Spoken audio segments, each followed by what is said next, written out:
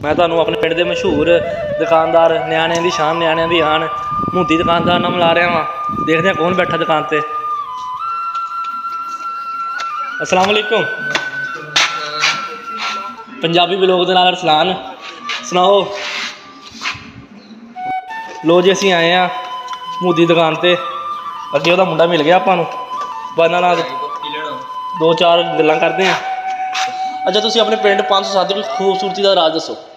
खूबसूरती का राज ये है कि साढ़े इत्थे फसल बजा चंगी हुंदी आ, सोहना वा नाले इलाका। साढ़े इत्थे पिंड का अदब एहतराम बहुत हुंदा वा। कोई मेहमान आ जाए वह भी अदब एहतराम करते हैं, एक दूसरे नाल तल्लुकात रखते हैं ते एक दूसरे की हमदर्द रहते हैं। बड़े लोग आ साढ़े पिंड च बजुर्ग आ जिहड़े उन्हां दा एहतराम करीदा वा।